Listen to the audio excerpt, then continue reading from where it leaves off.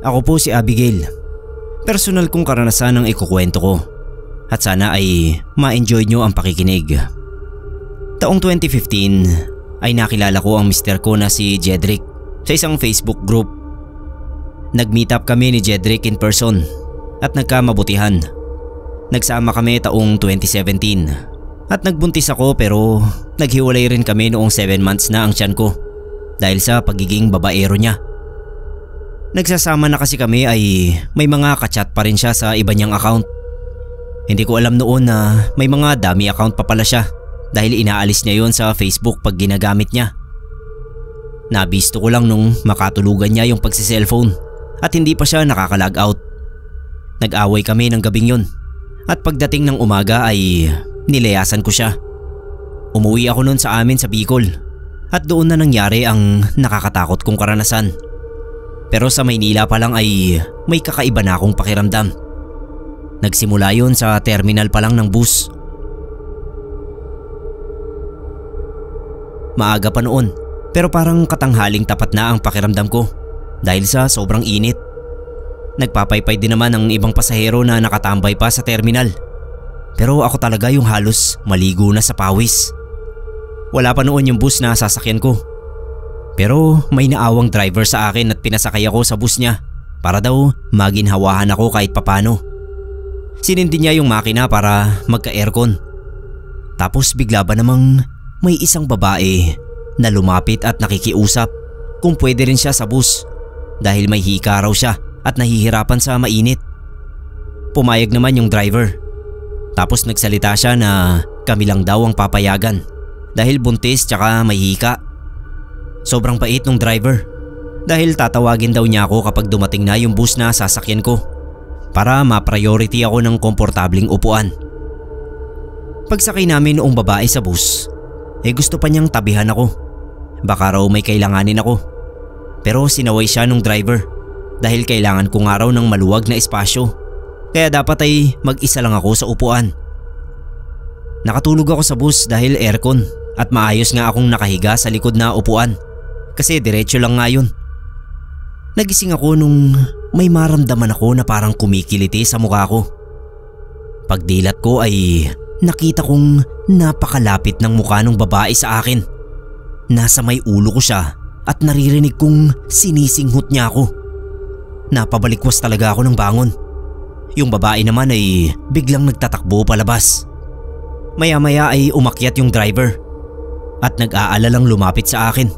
Baka raw ninakawan ako ng babae kasi dali-dali itong tumakbo palayo.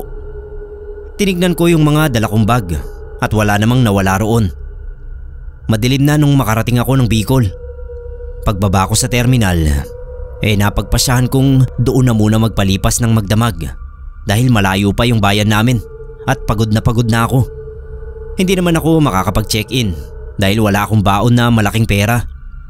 Handa na sana akong matulog sa mga bangkuan. Pero isang babaeng konduktor naman ang lumapit sa akin at inimbitahan ako sa opisina ng terminal. Doon daw ako matulog dahil maraming nakakapansin sa isang babae na aali-aligid sa akin. Sa amin sa Bicol, Sir Neb, ay mapaniwalain din sa aswang ang ilan. Kaya pinaghinalaan nila na aswang yung babaeng sinasabi nila. Hindi ko naman nakita kung sino ang tinutukoy nila dahil nawala na raw ito bigla. Natakot naman ako at isa pa ay gusto ko rin nga ng komportable na matutulugan. Kaya pumayag ako na matulog sa opisina ng terminal. Nakatulog naman ako ng mahimbing. Pero nung magising ako kinaumagahan ay kinuwento sa akin ng mga tindera ng tiket na may malakas na kalampag silang narinig sa bubungan ng terminal. Sa tinaas-taas noon ay may paulit-ulit daw na bumabagsak na parang tumatalon. Baka raw yung hinihinala nilang aswang ay nagwawala. Nakauwi ako sa bayan namin at nagulat ang mga kaanak ko sa biglaan kong pagdating. Galit na galit sila kay Jedrick pero natakot naman sa aswang kaya kaagad nila akong pinatawas at ginawa ng pangontra pagkatapos kong ikwento ang mga nangyari. Lumabas nga sa tawas na sadyang sinundan nga ako ng babaeng may hika raw sa terminal pa lang ng Maynila. Pero bukod sa kanya ay may isa pang sumunod sa akin sa Bicol. Walang iba kundi si Jedrick na nagsosorry at nangako na magbabago na. Naipanganak ko naman yung panganay namin at sa ngayon nga ay mag-asawa na kami ni Jedrick. Nagbago na nga siya talaga. Yung aswang naman ay hindi na muli nagparamdam sa akin. Nakuha yata sa mga pangontra.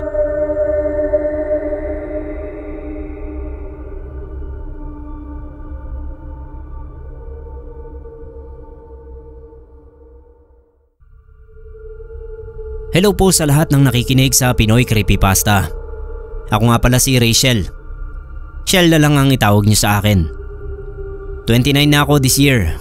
Matanda na pero wala pa ring asawa. Sabi ng mga kaibigan ko, pihikan daw kasi ako sa mga nanliligaw sa akin. Anyway, may ibabahagi lang akong story na sobrang weird. Na kahit ako walang paliwanag kung bakit ba nangyari. Noong edad 23 ako, nakaranas ako ng sunod-sunod na panaginip. Bali halos every 3 days mapapanaginipan ko ang isang terminal. Sobrang weird kasi hindi ko alam kung saang terminal yun. Basta pilahan siya ng jeep. Ganito yung nangyayari sa panaginip ko. Sasakay daw ako doon sa jeep na nakapila. Tapos makakaramdam ako ng sobrang bigat na pakiramdam. As in yun bang pakiramdam na hindi ako makahinga? Na parang may nakabara sa lalamunan ko. Yung mga itsura ng pasahero, puro itim. Sobrang labo. Sasakay yung driver tapos biglang aandar yung jeep. At may makakasalubong kaming kulay dilaw na bus na babangga sa amin. Tapos tsaka ako magigising na humahangos at pinagpapawisan. Halos 1 taon din na paulit-ulit kong napapanaginipan ang bangungot na yon. Naisip ko, binibigyan yata ako ng sign ng kung sino. Summer nun, nagbakasyon kami sa may Cebu. Kasama ko yung mga katrabaho ko. Naglibot-libot lang kami sa iba-ibang tourist destination doon. Na-enjoy ko naman. Sa ikatlong araw may pinuntahan kaming terminal. Sasakay daw kami sa isang jeep tapos pupunta sa museum. Pagsakay namin sa nakapilang jeep, may kakaiba akong naramdaman.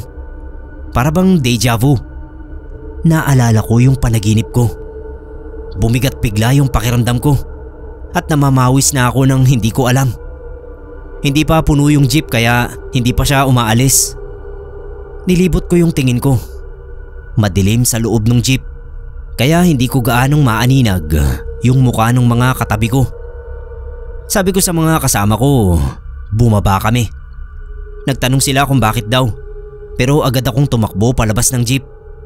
Palabas sa terminal. Doon ako sa sidewalk umupo at sumunod naman silang lahat sa akin.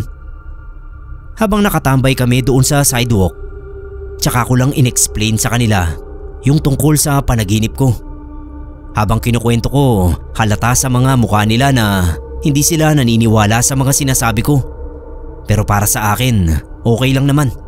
At least naisalba ko sila sa kung anumang masamang vibe meron doon sa jeep na yon. Tatayo na sana ako nung may dumaan na dilaw na bus. Mabilis yung takbo. Biglang lumitaw doon sa terminal yung humaharurot din na jeep. At sa isang iglap, nagkabanggaan sila. Lahat ng kasama ko napatingin sa akin. Tapos bigla na lang akong hinimatay. Nung magising ako, nasa klinik na ako. Una kong naisip, totoo ngang nangyari ang panaginip ko. Dapat magsistay pa kami ng ilang araw pa, pero umuwi na kami. Kahit siguro sila ay natakot sa mga nangyari. Awa naman ng Diyos, pagkatapos noon ay hindi na naulit yung panaginip ko. Siguro ay yun lang talaga ang binibigay na babala sa akin. Yung eksaktong pagkakataon na yon na nangyari na. Hindi ko pa rin alam kung paano ako nabigyan ng babala sa panaginip. Pero hanggang ngayon, Sir Neb, ay sobrang pinagpapasalamat ko yung panaginip na yon.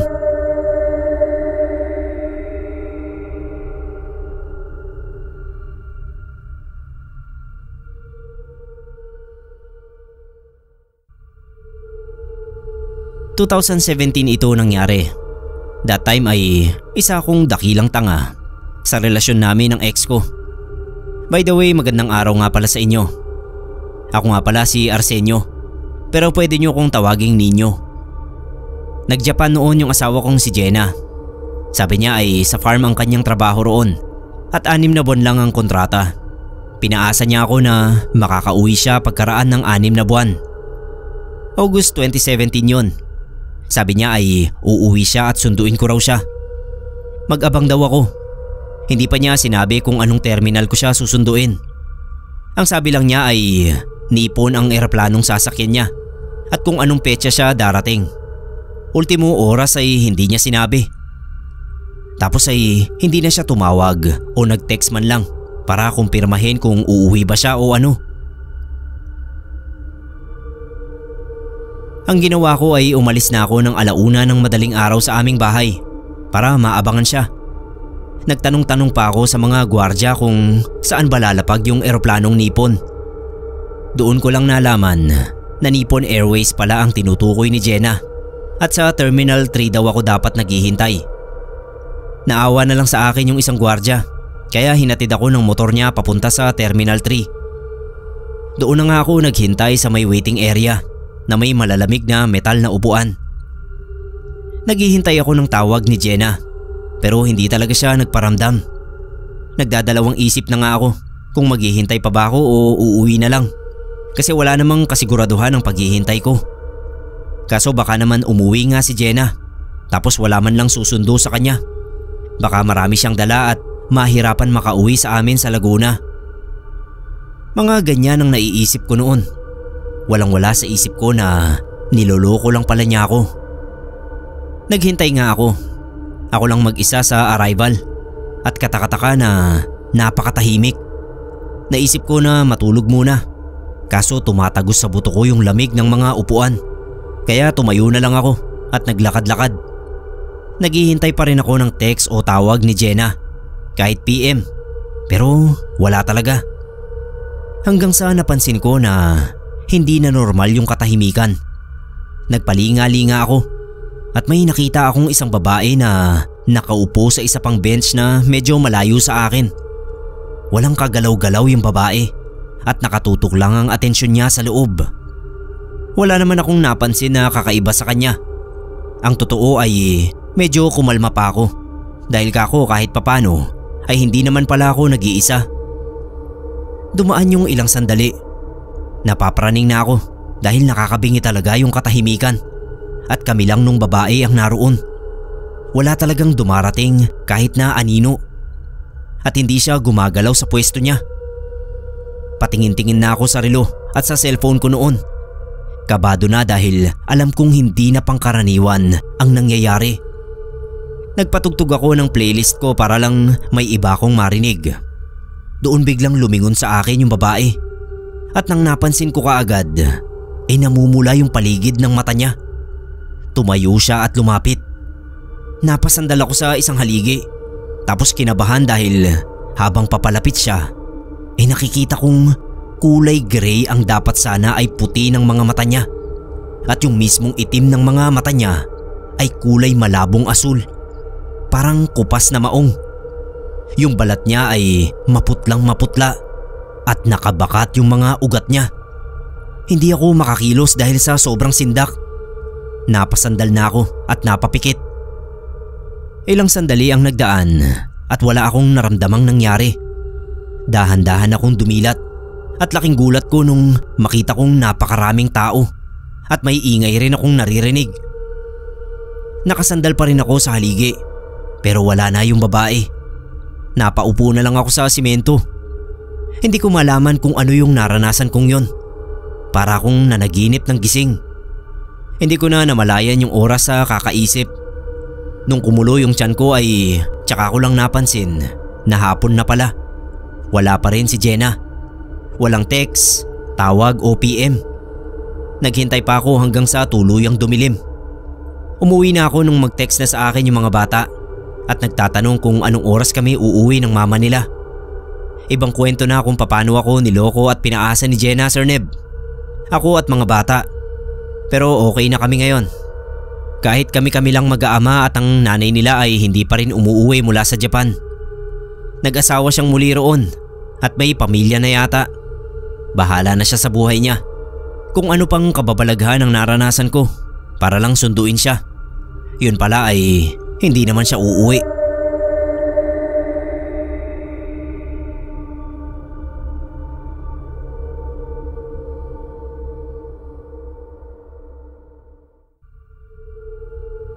Bong ang pangalan ko. Lampas 30 na ang edad at hanggang ngayon ay isa pa rin akong bus driver. Magbabahagi lang ako ng kwento sa ating mga tagapakinig. Kung tama ang alaala ko ay 2017 nangyari itong karanasan kong ito. Bale, madalas akong pumunta sa bus terminal mga alas 3 ng umaga. Alas 5 kasi yung unang biyahe sa terminal. At syempre kailangan nakapila na yung bus ko doon para makapasok na yung mga pasahero na maaga ring bumabiyahe. Sanayan lang ang puyat sa trabaho. Halos hindi na nga iniinda yung madalas na puyat, lalo na kapag kargado ako ng energy drink sa katawan. Isang beses, nagising ako mga mag-aalas 2 pa lang ng umaga. Sobrang aga pa, pero bumangon na ako. Naghanda at dumiretso na sa may terminal. Ako yung pinakauna sa pila, kaya natuwa naman ako. First time ko na mauna at syempre kapag una kang umalis ay mas marami kang biyahe na magagawa. Kumain muna ako sa karinderya ni Aling Baby. Uminom ng energy drink tapos bumalik na sa bus. Nakaupo ako sa driver seat. Inaantok pa rin ako. Siguro dahil sobrang aga nung nagising ako. Pumikit muna ako at nagpahinga. Alam ko naman kasi na oras na dumating yung kasama kong konduktor ay gigisingin naman niya ako. Mga ilang sandali pa, nakarinig na ako ng mga yapak sa sahig ng bus. Naisip ko si Albert na yon, yun ngang konduktor. Hindi ako dumilat. Ewan ko ba, basta naramdaman ko na lang na lumalamig lalo yung paligid. Yun bang parang may malamig na hangin na dahan-dahang umiihip. Niyakap ko na lang yung sarili ko. Narinig ko ulit yung mga yapak. Paisa-isa. Palapit ng palapit mula sa likod ng bus papunta sa upuan ko. Siguro chinecheck ni Albert yung bawat upuan kung malinis. Nung medyo malapit na siya sa akin, tsaka ko na-realize na ang lakas ng bawat yapak. Hindi siya normal na lakad lang. May puwersa yung hakbang ng paa sa sahig ng bus. Sa puntong yun, may kutob na ako na hindi si Albert ang nasa likuran ko. Sigurado ako. Nakaramdam na rin ako ng konting takot nun. At dahil takot ako, ay ayaw kong buksan yung mga mata ko. Humahakbang pa yung kung sino mang nasa likuran ko at tinapik niya yung balikat ko. Mahina lang, sobrang lamig nung tapik na buong akala ko ay may nahulog na tipak ng yelo sa balikat ko. Doon na ako dumilat. Una kong tinignan yung salamin ng bus. May babaeng matungis na nakatayo sa likuran ko. Para siyang taong grasa. Sobrang dungis ng mukha niya at makapal yung buhok niya. Parang pugad ng ibon. Nakita ko yung mata niyang kulay dilaw. Nakita ko saglit yung mga daliri niya sa kamay. Nakakapangilabot kasi sobrang haba ng mga daliri niya. Agad akong tumayo, lumingon pabalik pero wala nang tao sa likuran ko. Grabe yung hangos ko nung oras na yon. Pagtingin ko sa sahig, may naiwan pang mga bakas ng paa na maputik. Tumakbo ako palabas at naghanap ng mabibilhan ng yosi. Hindi ko rin alam kung bakit nangyari yon sa akin. Wala namang ibang nakaranas nun. Ako lang. Kahit si Albert sabi niya, ilang beses na raw siyang natulog sa bus ng 10 oras ng gabi. Pero wala naman daw siyang nakita na kahit ano. Matapos yun, hindi na talaga ako umulit pa na tumambay ng mag-isa sa loob ng bus. Mahirap na. Baka sa susunod atakihin pa ako sa puso.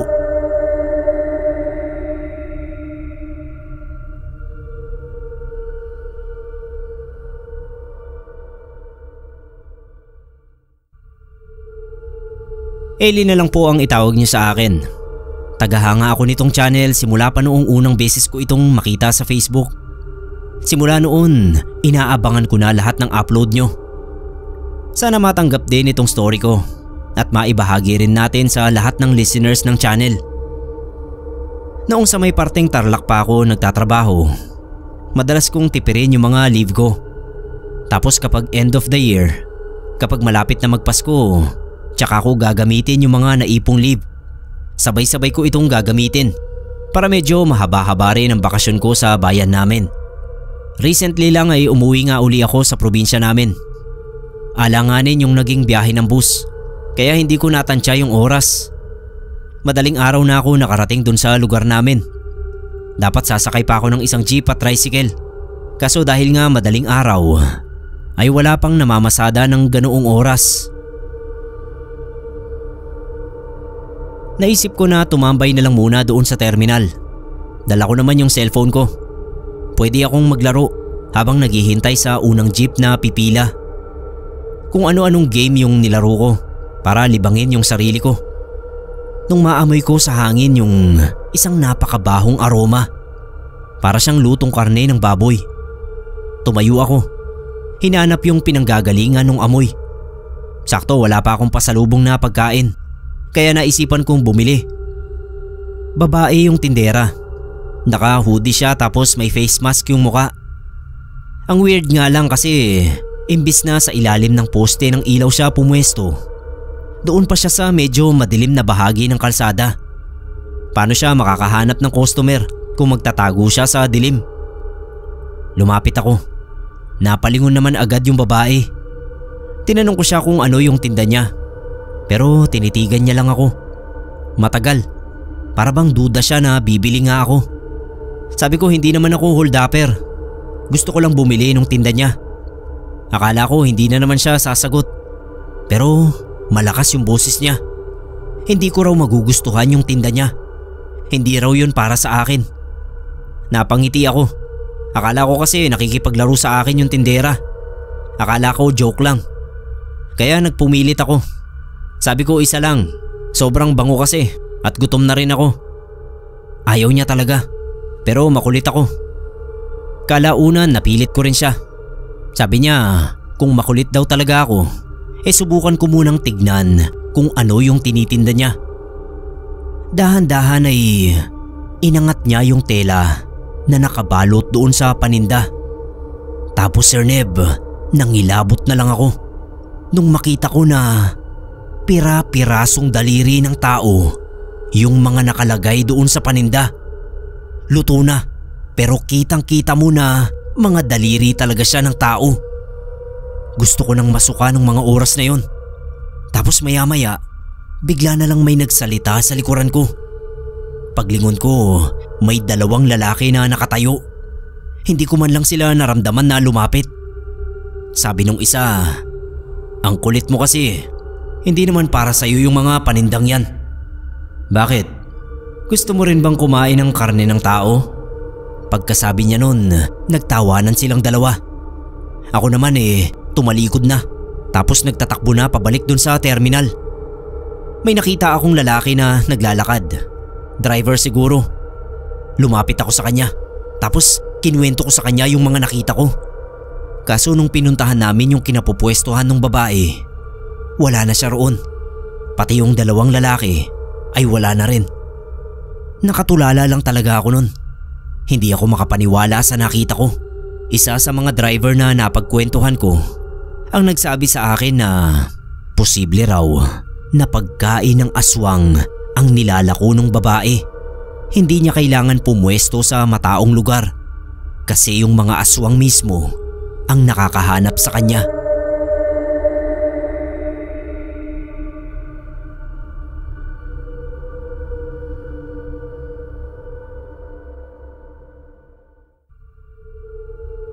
Hello sa inyong lahat na nakikinig.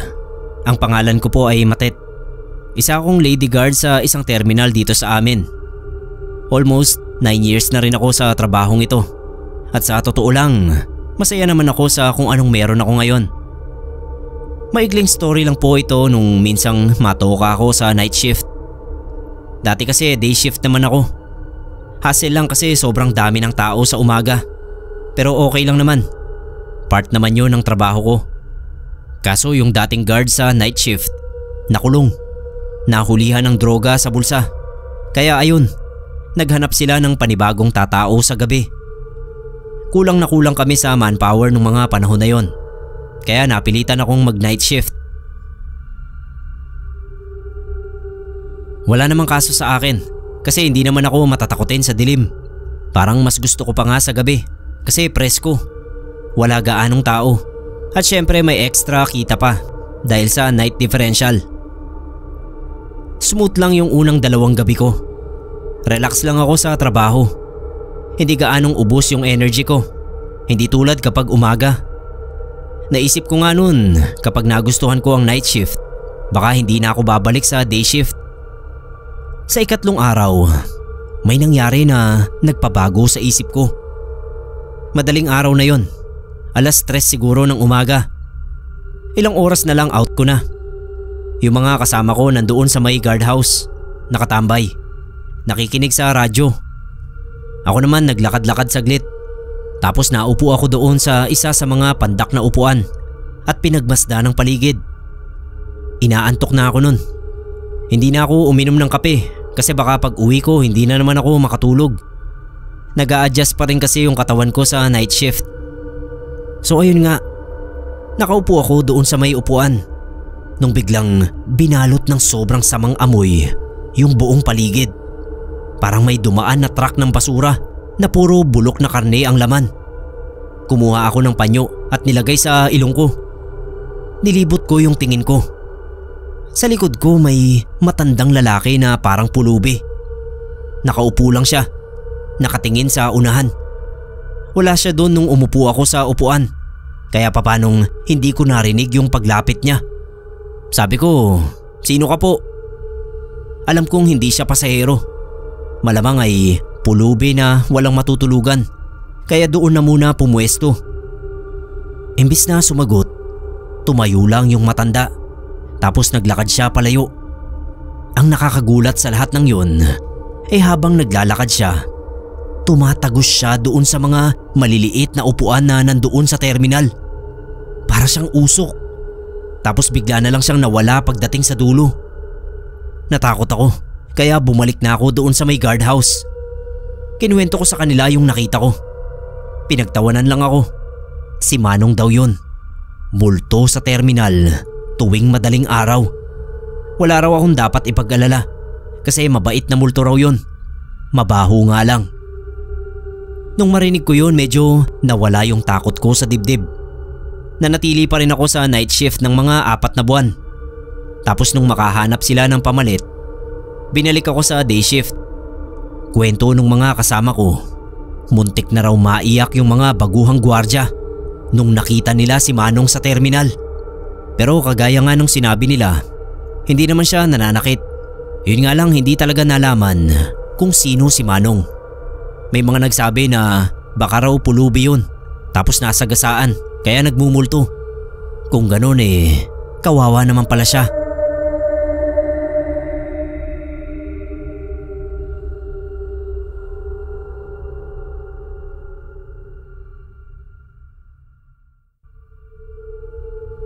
Hindi sa akin ang kwentong ito.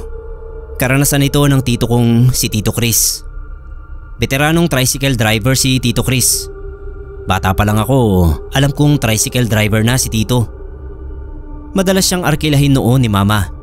Tuwing umaga kapag namamalengke siya para sa karinderya niya na nakapwesto sa harap ng bahay namin. Madalas din niya kaming ihatid ng libre ng mga kapatid ko kapag nadadaanan niya kaming naglalakad sa kalsada. Tapos bibigyan niya pa kami ng tira niyang meriendang tinapay kung meron pa. Isang beses habang nakikipag-inuman siya kay Papa, naitanong ko sa kanya kung may nakakatakot pa siyang kwento tungkol sa pamamasada ng tricycle. Marami daw. Yun ang sagot niya. Madalas daw siyang umabot hanggang 10:00 ng gabi sa daan, lalo na kapag matumal ang pasahero. Isang beses daw ay inabot uli siya ng gabi. Dumiretso siya ng terminal para maghanap sana ng pasahero. Wala raw nakapilang mga tricycle. Siya na lang daw ang nandoon. Naisip daw ni Tito na magbabaka sakali pa na maghintay ng pasahero kahit saglit lang. Huling pasahero bago siya umuwi Mga 15 minutos ang lumipas. Bigla na lang daw may dalawang babae na nasa harap na nung tricycle niya. Hindi niya raw nakita yung mga yon na naglakad papalapit. Ni hindi niya raw narinig yung mga yapak nila. Parang lumitaw na lang daw yung mga babae sa harapan niya. Sa tansya ni Tito, mga 20 anyos na yung edad ng mga babae. Parehong maganda at mahaba yung buhok. Sumakay daw yung dalawa sa tricycle. Madalas kapag hindi sinabi ng pasahero kung saan sila magpapahatid, ibig sabihin sentro lang ang pupuntahan nila. Pinaandar daw ni Tito yung tricycle. Sabi ni Tito, ang weird daw kasi parang walang sakay yung tricycle. Pero kapag sumilip naman siya sa salamin, nakaupo naman yung dalawang pasahero. Sobrang gaan daw. Sa pagkakataong yun, hindi na masyadong inintindi ni Tito yung mga napapansin niyang kakaiba. Basta masaya raw siya na may humabol pang mga pasahero bago siya gumarahe. Pagdating sa may sentro kung saan tipikal na binababa yung mga pasahero, naghintay daw si Tito na may bumaba sa tricycle. Naupo lang siya dun, nakatingin sa kabilang bahagi ng daan. Baka raw kasi kumakalkal pa sa mga bulsa ng pamasahe o baka nag-aayos pa ng damit. Sobrang tagal raw na sumilip na si Tito sa sidecar ng tricycle. Sir Neb, wala na raw tao dun. Tumayo siya at lumipat doon sa pinto ng sidecar. Siniguro na tama yung nakita niya sa salamin. Tapos tumingin sa buong paligid. Wala ni kahit anong bakas na may sumakay na dalawang babae doon sa tricycle niya. Nakaramdam daw ng kilabot si Tito. Sumakay siya agad sa tricycle at bumiyahe pa uwi. Habang nasa biyahe, palinga-linga raw siya sa sidecar kasi baka bigla na naman daw lumitaw yung mga babae.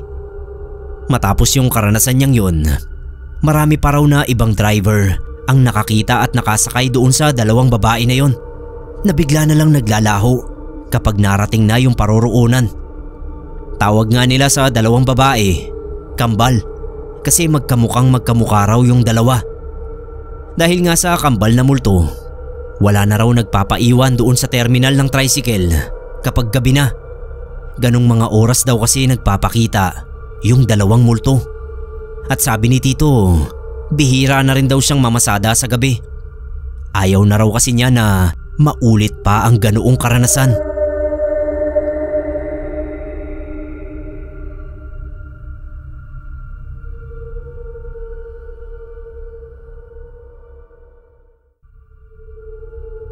Parang urban legend nang masasabi ito sa lugar namin. Dahil ang tanging nakakapagkwento lang naman ay yung mga nakaranas. Wala silang saksi o video dahil 90s pa ito nangyari. Isa sa nagsasabing nakaranas nito ay si Tito Carlos. Tricycle driver siya mula noon hanggang ngayon. Nangyari ito sa mismong terminal nila. Pero bago ang lahat ay magpapakilala muna ako para ma-shoutout na rin. Ako po si Gerald Cerneb at ito ang kwento ni Tito Carlos at ng mga katoda niya. Hindi pa kasing progresibo ng buhay ngayon ang buhay noong 90s. Obvious naman siguro yun. Yung terminal noon ng mga tricycle na biyaheng nakasasakop sa lahat ng barangay sa bayan namin ay nasa lilim lang ng napakalaking puno ng akasya. Actually nga hanggang ngayon ay nakatindig pa yung puno na yon.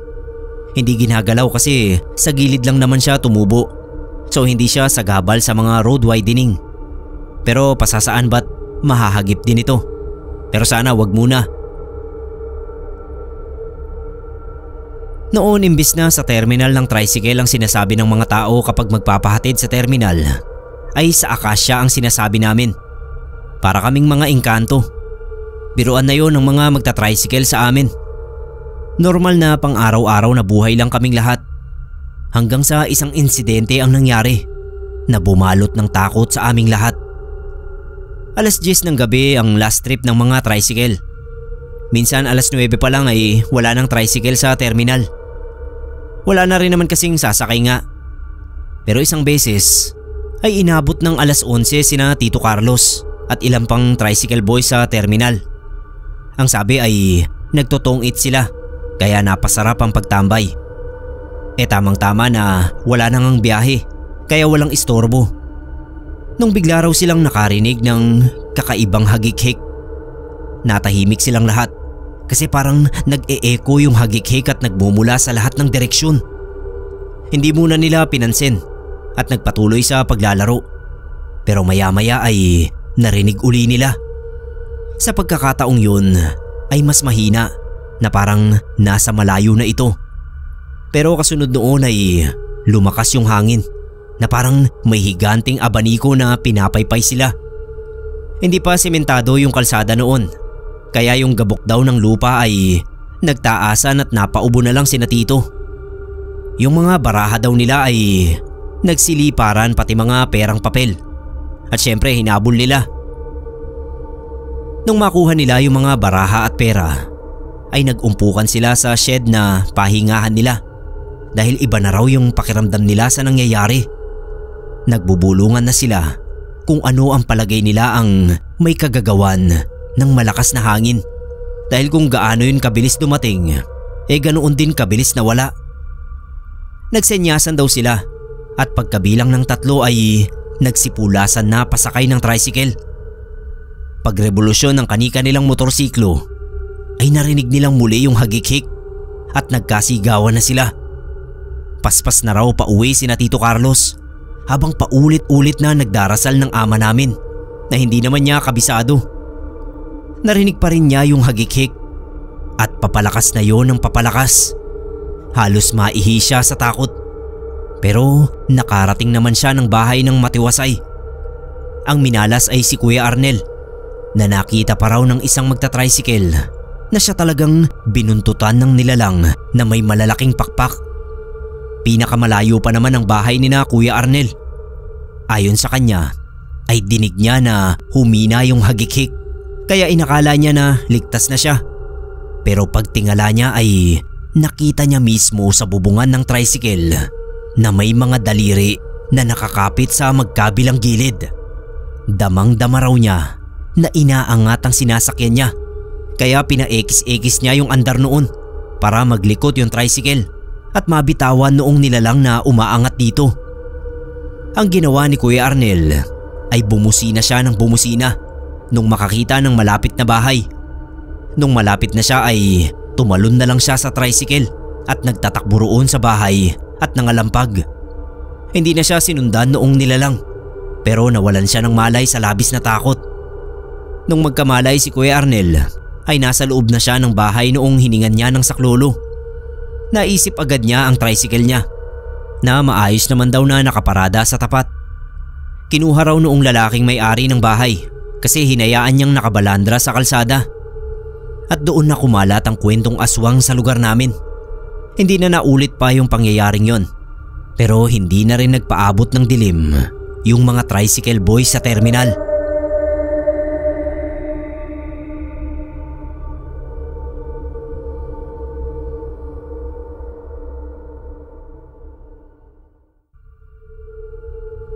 Justin ang pangalan ko.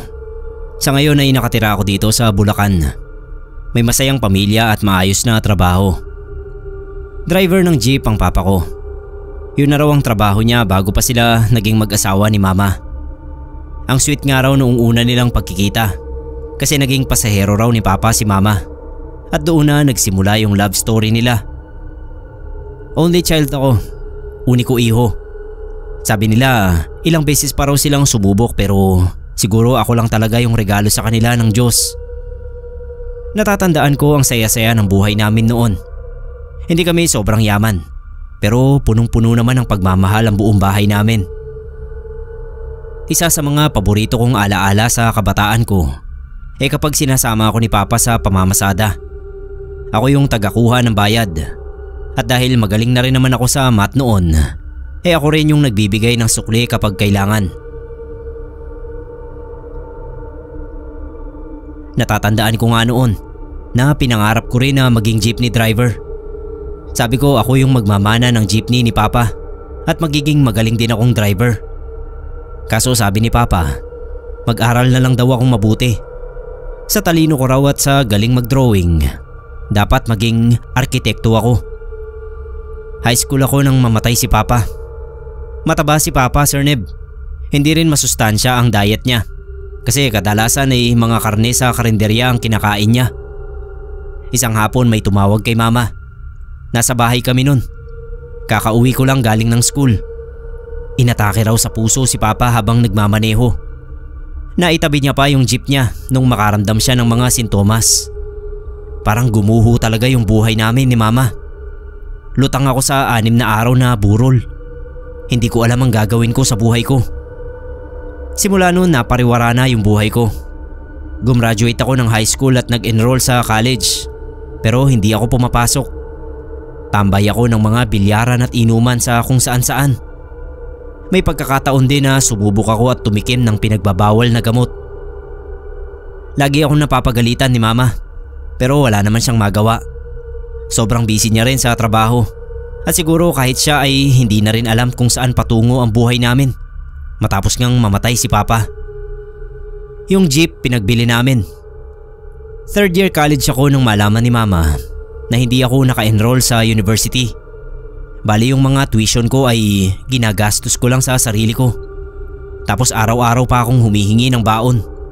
Kaya nga akala niya ay 3rd year na ako nun. Nung malaman yun ni Mama, pinalayas niya ako sa bahay. Sabi niya kung ganoon lang din ang gagawin ko, mas mabuti nang buhayin ko na ang sarili ko. 2:00 yun ng hapon. May dala akong malaking bag na naglalaman ng mga damit ko. Nasa terminal ako ng jeep. Yun yung terminal kung saan dating pumipila yung minamanehong jeep ni Papa. Bumili muna ako ng yosi at saka naglakad doon sa likod ng terminal. May tumabi sa akin na lalaki.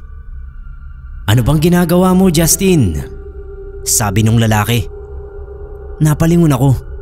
Sir Neb, muntik na akong maluha nung makita ko yung lalaki.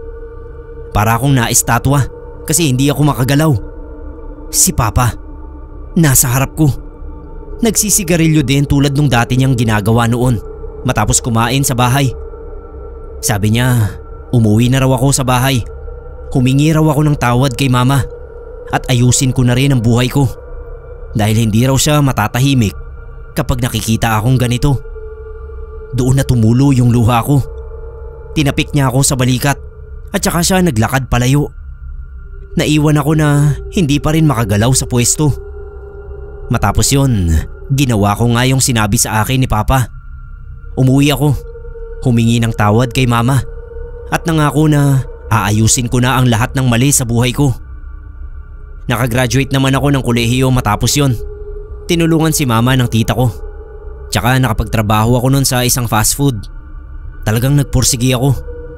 Ginawa kong motivation yung mga sinabi sa akin ng tatay ko. Sobrang nagsisi ako sa mga nagawa ko dati. Kaya sabi ko, hindi ko na uulitin ang ganoong klaseng pag-uugali. Salamat kay Papa na kahit nasa kabilang buhay na ay nagawa pa rin akong pangaralan.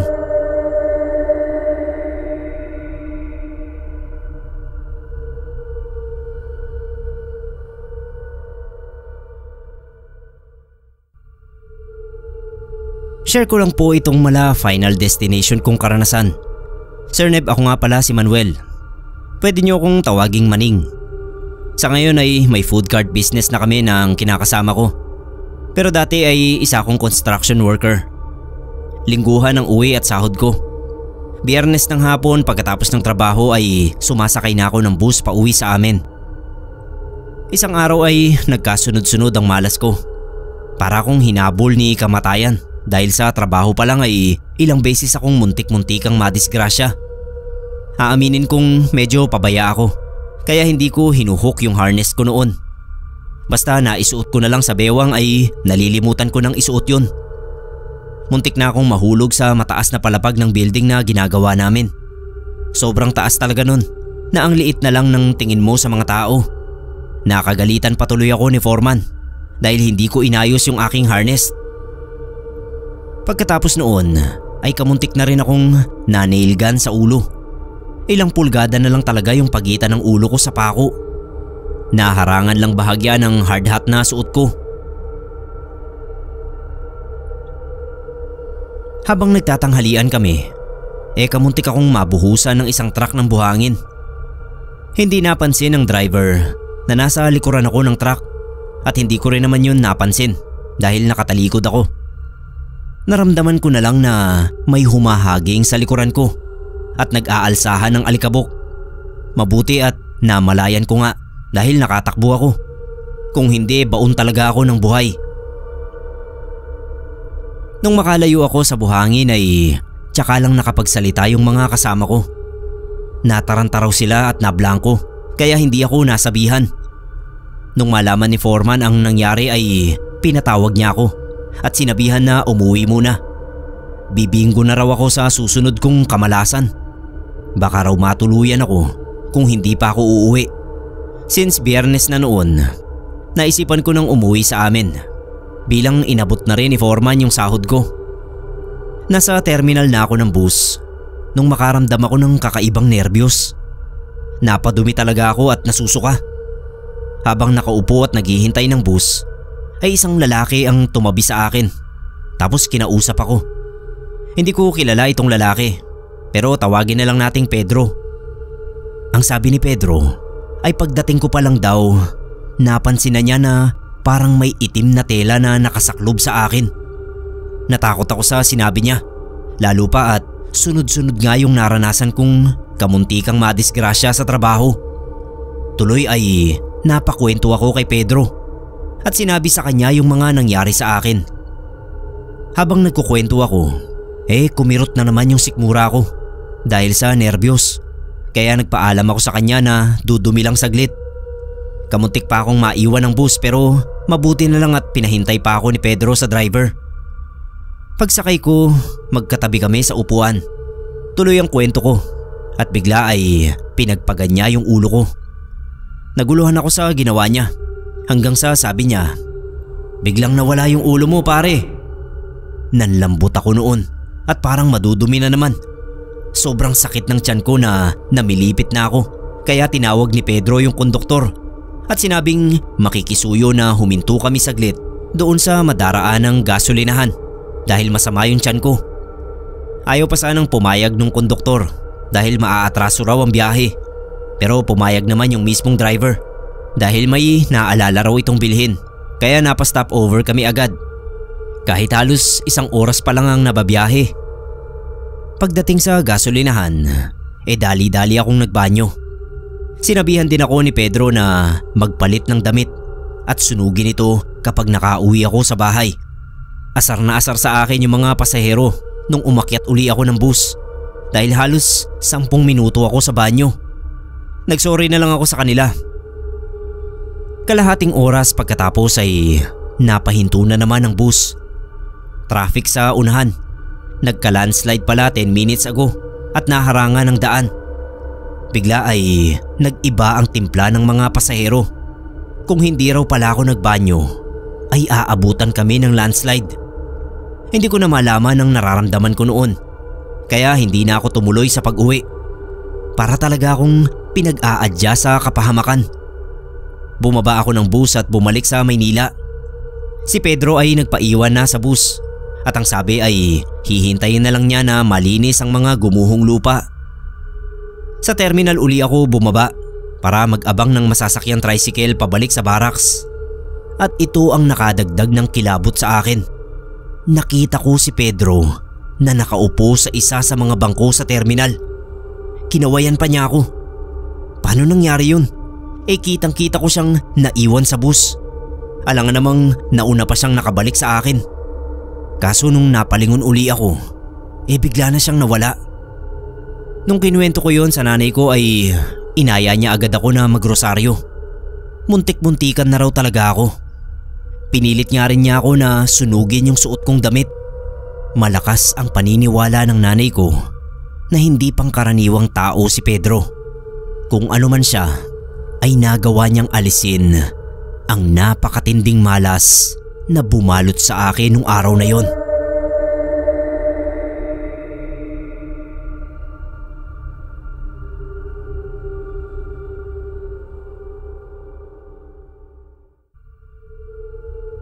Kwento ito kung paano nakilala ni Lolo Igme si Lola Selma at nabuo sina Mama. Nagtatrabaho noon sa terminal ng bus si Lolo Igme bilang isang mekaniko. May isang tindera daw ng kakanin ang laging nagtitinda roon. Wala naman daw itong pwesto. Palakad-lakad lang at umaakyat sa mga bus na nakahinto at napupuno ng mga pasahero. Ang pangalan daw ng tindera ay si Lelay. Itong si Lelay ay parating binibiro ng mga kasamahan ni Lolo Igme. Sabi nila vampira daw dahil bungal yung dalawang ngipin sa unahan. Yung mga biro pa raw ng mga yon, lalo na yung mga driver, medyo bastos. Kadalagang tao daw ni Lelay. Siyempre sinasaway ni Lolo Igme yung mga nagbibiro sa kanya. Kaso nag-backfire kasi sa kanya naman tinukso si Lelay. Sabi nga ng mga yon ay pinagtatanggol daw niya ito dahil type niya. Tinatawanan lang ni Lolo ang mga biro. Ang kaso ay sineryoso pala ni Lelay. Nagkagusto nga ito kay Lolo dahil inakala na totoong nagkakagusto sa kanya. Isang araw daw ay nilapitan ni Lelay si Lolo Igme at inimbitahan sa kaarawan nito. Ang akala naman daw ni Lolo ay inimbitahan silang lahat na magkakakilala sa terminal, kaya pumayag siya. Noong kaarawan na nga ni Lelay ay tinatanong niya yung mga driver kung pupunta ba ang mga ito. At nagulat na lang siya nung malaman na hindi invited yung mga kasamahan niya. Siya lang ang niyaya ni Lelay. Pinagtuksuhan na naman siya. Nahiya naman daw si Lolo na magpunta kina Lelay nang siya lang mag-isa. Naisip daw niya na baka iba ang ipakahulugan ng mga kaanak nito kung pupunta siya ng nag-iisa. Hindi na lang siya tumuloy. Sabi pa raw ni Lolo, kapag tinanong siya ni Lelay kung bakit hindi siya nagpunta, ay sasabihin niyang may mahalagang trabaho na pinapatapos sa kanya. At ganoon nga ang nangyari. Nung sumunod na araw ay dumating si Lelay. Wala itong dalang paninda at si Lolo Igme kaagad ang nilapitan. Nagtatanong kung bakit hindi siya nagpunta sa kaarawan niya. Ready na raw magdahilan si Lolo. Pero naudlot yun nung sinabi ni Lelay na hinintay daw siya ng lolo at lola niya kasi sabi niya ipapakilala sa kanila yung manliligaw niya. Yung hawak daw ni Lolo na naglalakihang link ng kadena na panghila sa makina, nabitawan niya. Napatanong siya kung sino ang tinutukoy ni Lelay na manliligaw at tinuro siya nito. Sabi ay pinagtatanggol niya raw ito sa mga nanloloko sa kanya ng mga driver at konduktor. Hindi ba raw yun panliligaw?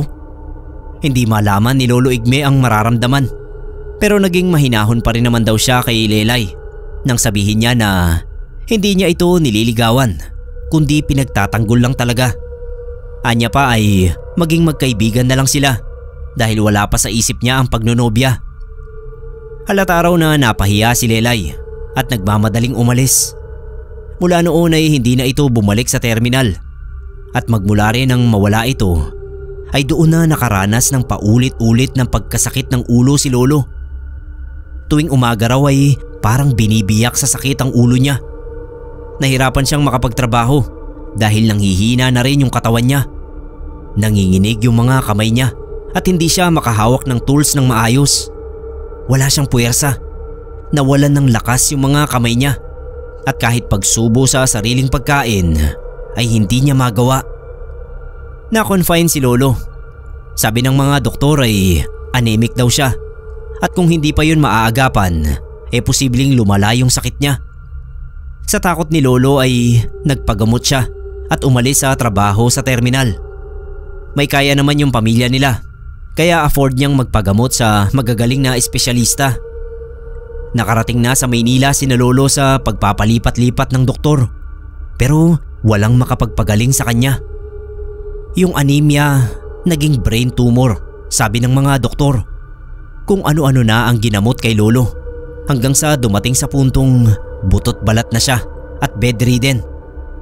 Wala pang 30 anyos si Lolo noon pero nagmukha raw siyang matanda. At dahil hindi na mapagaling ng mga doktor ay sumangguni na sila sa albularyo at doon pa lang nila nalaman na kinukulam si Lolo. May isang matandang babae raw na kumukulam kay Lolo dahil sa matinding galit. Sabi pa ay may isang nilalang na nagtatago sa likod ng matandang yon na mas matindi ang galit kaysa rito. Madako naman tayo kay Lola Selma. Siya yung apo ng albularyo na si Lolo Gunding na siyang gumagamot kay Lolo Igme. Parating kasama ni Lolo Gunding si Lola Selma kapag nanggagamot. Noon daw ay hindi naman napapansin ni Lola si Lolo. Ang tingin lang daw niya rito ay karaniwang pasyente ng lolo niya. Tapos si Lolo Igme pala nung time na yon, kahit hindi na makagulapay ay nagkakagusto na kay Lola Selma. Si Lola Selma ang ginamit na medium ni Lolo Gunding para makausap ang kumukulam kay Lolo. Ayon kay Lolo ay natakot siya noon kay Lola. Yung maamo at magandang mukha raw ni Lola Selma ay nagkaroon ng konting kulubot at nabuhaghag pa yung buhok niyang malinis na nakapusod sa likod ng ulo. Nag-iba rin daw yung boses dahil tumanda yun at garalgal. Ang sabi raw ni Lolo Gunding ay sumanib sa katawan ni Lola ang espiritu ng mangkukulam. Nung tanungin ito kung bakit pinasasakitan si Lolo Igme, ay galit itong nagtungayaw at ang sabi ay ginawang katawa-tawa ang kanyang apo. Napahiya raw ito at nasaktan ng sobra, kaya ang pagmamahal nito ay nauwi sa matinding galit. Matik na alam na agad ni Lolo Igme kung sino ang kumulam at nagpakulam sa kanya. Sino pa kundi si Lelay at ang lola niya. Galit na galit daw noon si Lolo Igme at sabi niya ay ibalik daw nila kay Lelay ang mga ginawa sa kanyang pagpapasakit. Pagkasabi raw niya ng pangalan nito, nawalan na ng malay si Lola Selma. Tumakas na yung espiritu ng mangkukulam dito.